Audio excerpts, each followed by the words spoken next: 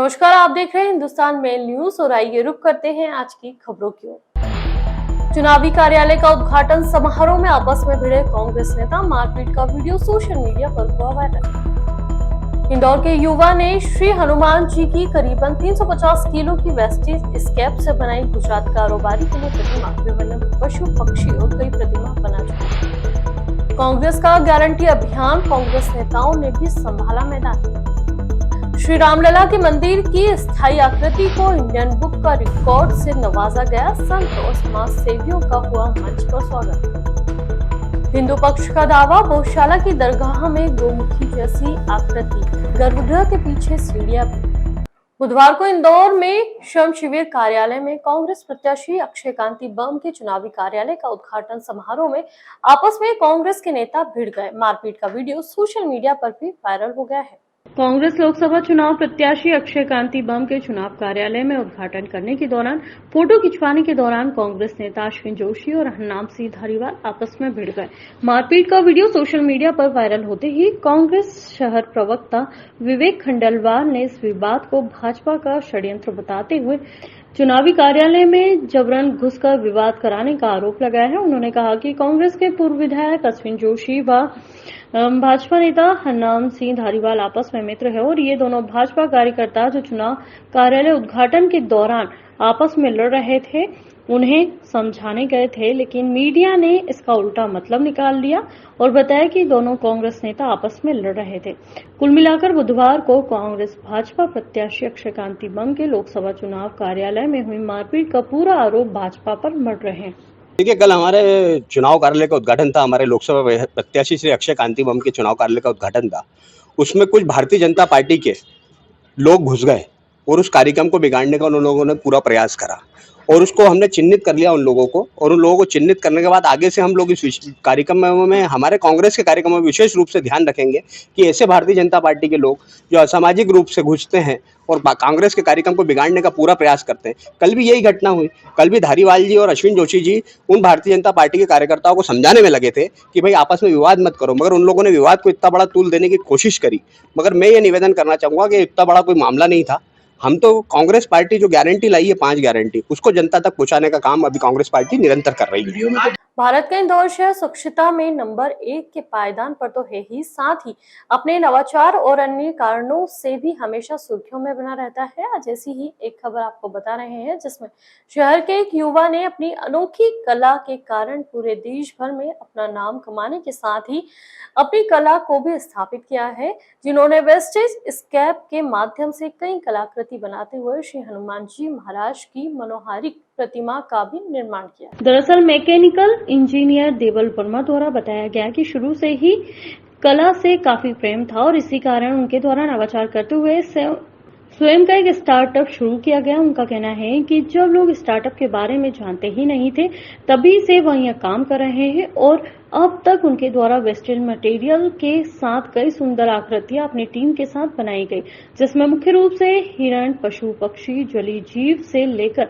तमाम आकृतियां अपनी कला और टीम के माध्यम से तैयार कर चुके हैं। और ऐसे ही एक मनोहारी श्री हनुमान जी महाराज की 350 किलो की 8.5 फीट की बाहुबली रूप में आशीर्वाद देते हुए प्रतिमा को तैयार किया गया। यह पूरी प्रतिमा स्टील, पीतल, तांबा और वेस्ट स्क्रैप के माध्यम से रिसाइकल करके तैयार की गई है। उनका कहना था कि गुजरात के गोधरा में रेस्टोरेंट संचालक और कारोबारी द्वारा उन्हें बेहतर आकृति बनाने की बात कही थी, जिस पर से उन्होंने श्री हनुमान जी महाराज की प्रतिमा का प्रपोजल तैयार कर दिया था, जिस पर वह काफी खुश हुए और फिर 3 महीना प्रपोजल तैयार होने के बाद 1 साल के बाद आज प्रतिमा पूरी तरह से वेस्टेज स्क्रैप के माध्यम से तैयार हो गई है। प्रतिमा निर्माता वर्मा का कहना है कि श्री हनुमान जी महाराज को हम क्या बनाएंगे, भगवान ने तो हमें इंसानों को खुद बनाया है, लेकिन उनके प्रति हमारी श्रद्धा भाव मन में जैसे जैसे आते हैं वैसे वैसे प्रतिमा का निर्माण होता गया। सबसे पहले पूरी प्रतिमा भले ही कैसी भी हो, लेकिन चेहरा हमेशा बेहतर निर्माण होना चाहिए और इसी भाव को लेकर इस प्रतिमा का निर्माण किया गया है। प्रतिमा की लागत तो लाखों रुपए है, जो जल्द ही अब इसे गुजरात के गोधरा भेजा जाएगा। इस दौरान बताया जा रहा है कि भारत के कई कारोबारी से लेकर विभिन्न संस्थाओं के लिए वो प्रतिमा का निर्माण कर चुके हैं और इसे वेस्टेज स्क्रैप का रिसाइकल तो होता ही है, साथ ही एक अच्छा संदेश भी जाता है। वेस्टेज स्केप को ढूंढने के लिए उन्हें काफी मेहनत करना पड़ती है। और साथ ही साथ जब डिमेंशन और सारे डिजाइन फाइनल हुए उसके बाद हमने मटेरियल इकट्ठा करना चालू करा, जो कि आपने देखा है बहुत ही सैकड़ों तरह के मटेरियल उसमें लगे हुए हैं। कौन सा पार्ट कहाँ लगना चाहिए वो डिजाइन हुआ, वो लगा। धीरे धीरे जब इंसेप्शन हुआ मूर्ति का तो समझ में आया कि किस तरह से भगवान बनते जा रहे हैं और इसी तरह भगवान क्रिएट हुए। करीब करीब साल भर लगा हमें पूरी मूर्ति बनाने में, पूरा मूर्ति को फैब्रिकेट करने में। मजदूर नहीं, मेरे साथी जो हैं इसमें 4 लोग हैं। मैं हूँ, मेरे एक मैकेनिकल इंजीनियर है फैजान खान, साथ ही साथ राजेश झा जो हमारे प्राइमरी वेल्डर हैं, और अर्जुन मास्कल है। पहली बात तो यह है कि जो स्क्रैप से अगर आप कुछ चीज़ बनाते हो तो एक मैसेज सस्टेनेबिलिटी का जाता है। साथ ही साथ हम जो स्क्रैप से आर्टवर्क्स बनाते हैं उसको अपसाइक्लिंग बोलते हैं, जिसमें कुछ अलग से एनर्जी नहीं देनी पड़ती है लोहे को या किसी भी मेटल को पिघलाने के लिए। वो जिस तरह से जिस स्वरूप में स्क्रैप यार्ड में मिलता है हम उसी स्वरूप में उसको इस्तेमाल करके उसे एक नया जीवन दे देता है। मध्य प्रदेश के इंदौर में आयोजित सबके राम महोत्सव में 9 दिवसीय कार्यक्रम आयोजित किया गया था, जिसके समापन के अवसर पर इंडियन बुक ऑफ रिकॉर्ड में श्री राम मंदिर की आकृति के बने मंदिर को दर्ज किया गया है। इसी के साथ मंच पर आयोजकों द्वारा साधु संतों समाज सेवियों का भी सम्मान किया गया। इंदौर में 9 दिवसीय भव्य सबके राम महोत्सव का आयोजन हुआ। संस्था ने रिकॉर्ड के सभी नॉर्म्स को पूरा किया, इसलिए इस आयोजन को इंडिया बुक ऑफ रिकॉर्ड में भी शामिल किया गया है। इसके पूर्व 9 दिवसीय सबके राम महोत्सव में आयोजित श्री राम जन्मोत्सव महायज्ञ की पूर्णाहुति बुधवार को हुई। सुबह एवं शाम को महाआरती का आयोजन किया गया, जिसमें संतों, महंतों एवं गणमान्य जनों के साथ बड़ी संख्या में श्रद्धालु भक्तों ने भाग लिया। राम मंदिर की प्रतिकृति में प्रभु श्री राम, लक्ष्मण, जानकी एवं हनुमान जी के दर्शन करने के लिए प्रतिदिन हजारों की संख्या में शहर के नागरिक गण उपस्थित हुए। आयोजन समिति के संयोजक महेंद्र सिंह चौहान एवं प्रवीणा पंकज अग्निहोत्री ने मीडिया से चर्चा में बताया कि आज रामनवमी पर वाल्मीकि रामायण के आयोजन का भी समापन हुआ। आयोजन स्थल पर प्रतिदिन शहर के विभिन्न विद्यालयों एवं संस्थाओं के द्वारा विभिन्न धार्मिक प्रस्तुतियां भी दी गई। यहाँ पर बौद्धिक विकास केंद्र, युग पुरुष धाम पंचकुइया के मानसिक दिव्यांग बच्चों के साथ ही अनुभूति विजन सेवा संस्थान के बच्चों द्वारा शानदार धार्मिक प्रस्तुतियां दी गई। इस प्रकार सबके राम आयोजन में शहर की समस्त संस्थाओं एवं प्रतिभाओं को अपनी प्रतिभा प्रदर्शन के लिए एक व्यापक मंच प्रदान किया गया। आयोजन स्थल पर मनोरंजन के लिए मेले के साथ ही झूले इत्यादि भी लगाए गए, जिसने बच्चों को धार्मिक माहौल के साथ मनोरंजन भी प्रदान किया। इंडिया बुक ऑफ रिकॉर्ड में आयोजन को शामिल किए जाने पर सबके राम लोक कल्याण समिति के संयोजक महेंद्र सिंह चौहान एवं श्रीमती प्रवीणा पंकज अग्निहोत्री ने कहा कि यह सम्मान एवं गौरव समूचे शहर एवं समूचे राष्ट्र का है। अवार्ड मिलने से समिति के सभी सदस्य गौरवान्वित हैं और हम हमेशा सर्वश्रेष्ठ कार्य के लिए अवार्ड मिलने से समिति के सभी सदस्य गौरवान्वित हैं और हम हमेशा सर्वश्रेष्ठता के लिए प्रयास करेंगे। सबके राम लोक कल्याण समिति ने आयोजन में पधारे समस्त शहरवासियों का आभार व्यक्त करते हुए सभी को रामनवमी पर्व की बधाइयां भी दी।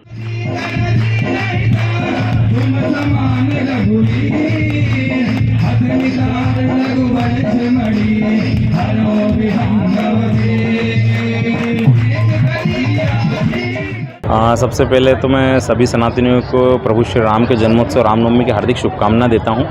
और अवध लोक दशहरा मैदान पर ये जो राम जन्मोत्सव 9 दिन का हो रहा है पूरे भारत में, जैसे हमको गर्व है कि हम सफाई में नंबर 1 है, वैसे ही हम इंदौर वासी राम जन्मोत्सव में भी नंबर 1 आए हैं। इंडिया बुक ऑफ रिकॉर्ड ने सारी उनकी तफ्तीश करने के बाद में अवध लोक दशहरा मैदान के इस राम जन्मोत्सव को अवार्ड के लिए चुना है। ये हम सभी के लिए गर्व की बात है। इसका ये 3रा वर्ष है और बहुत खुशी की बात है कि आज ये अवार्ड हमें मिल रहा है। ये अवार्ड हमें नहीं, ये हम सब सनातनी, सभी हिंदू और अखंड भारत की ओर चलते हुए सभी सनातनियों के लिए है।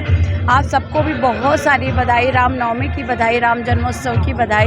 राम घर घर बैठे, घट घट तो है ही, हमारे अंतर मन में भी है, लेकिन राम हम में है। हम ये सभी को दिखाएं, राम अपनत्व में है, राम भाई में है, राम हर हर कण में है। यहाँ पर सबके राम जो संस्था है उसने देश का सबसे बड़ा राम मंदिर का निर्माण किया, जो कि टेम्पररी राम मंदिर का निर्माण है। और 9 दिन का ये उत्सव पहली बार देश में यहाँ हो रहा है और मैं इसको वेरीफाई करता हूँ कि इस संस्था ने इस अटेम्प्ट को क्वालिफाई किया सक्सेसफुली। इंदौर हाईकोर्ट के निर्देश पर धार पौधशाला का साइंटिफिक सर्वे किया जा रहा है। भारतीय पुरातत्व सर्वेक्षण के experts GPS, GRS, carbon dating के लिए खुदाई भी करा रहा है। रिपोर्ट अदालत में 29 अप्रैल तक पेश की जा सकती है। इससे यह पता लग सकता है कि पौधशाला की संरक्षित इमारत मूल रूप से मंदिर है या मस्जिद। दरअसल यहाँ हर मंगलवार को आम लोगों द्वारा पूजा, जबकि शुक्रवार को नमाज अदा की जाती है। हिंदू पक्ष ने इसे मंदिर बताते हुए याचिका दायर की है। उसी पर यह सर्वे पिछले महीने शुरू हुआ था। सर्वे के दौरान कुछ नए तथ्यों के सामने आने का दावा हिंदू पक्ष ने किया है। उसका दावा है कि जो नए फैक्ट्स आए हैं उस लिहाज से यह मंदिर ही है। उनका कहना है कि 15वें दिन गर्भगृह के पिछले हिस्से में 3 सीढ़ियां दिखी तो 19वें दिन सालों से दीवार में दबा गोमुख भी निकला है। दूसरी ओर मुस्लिम पक्ष अपनी बात पर अड़ गया। उसने फिर दोहराया कि सर्वे की जरूरत ही क्या है जब पहले से यह तय हो चुका है कि यह मस्जिद है। बता दें कि सर्वे 22 मार्च से शुरू हुआ था, इससे अब 25 दिन हो गए हैं। लोकसभा चुनाव को देखते हुए सभी पार्टी के नेताओं ने अपनी तैयारियां तेज कर दी है। इंदौर में 13 मई को चुनाव होने हैं। ऐसे में भाजपा का मजबूत गढ़ माने जाने वाला इंदौर शहर में कांग्रेस नेताओं ने भी मैदान संभाल लिया है। कांग्रेस के नेता जनसंपर्क में लोगों के सामने कांग्रेस का संकल्प पत्र और 25 गारंटियों को रख रहे हैं। कांग्रेस नेता देवेंद्र सिंह यादव अपनी टीम के साथ वार्ड क्रमांक 85 में पहुंचे और लोगों से चर्चा करते हुए कांग्रेस की रीति नीति से उन्हें अवगत कराया। इसके साथ ही कांग्रेस के घोषणा पत्र और गारंटी की भी जानकारी दी। इसके साथ ही कई गरीब बस्तियों, मोहल्ले में घर घर जाकर पूरे परिवार से कांग्रेस नेताओं के द्वारा फॉर्म भरवाए गए, जिन्हें देश में कांग्रेस सरकार आने पर लागू किया जाएगा। हमने पिछले 3-4 दिनों से वार्ड 67 से इस अभियान की शुरुआत की है शहर कांग्रेस कमेटी द्वारा, और 85 वार्डों की जितनी बस्तियां हैं, हमारी कोशिश होगी हम सुबह 7 बजे से लेकर इसको 10, 11, 12 बजे तक चलाते हैं और उसके बाद शाम को भी इस अभियान को चलाएंगे, जिसके तहत 5 जो है न्याय हैं, जिसमें युवा न्याय, नारी न्याय, किसान न्याय, श्रमिक न्याय, हिस्सेदारी न्याय।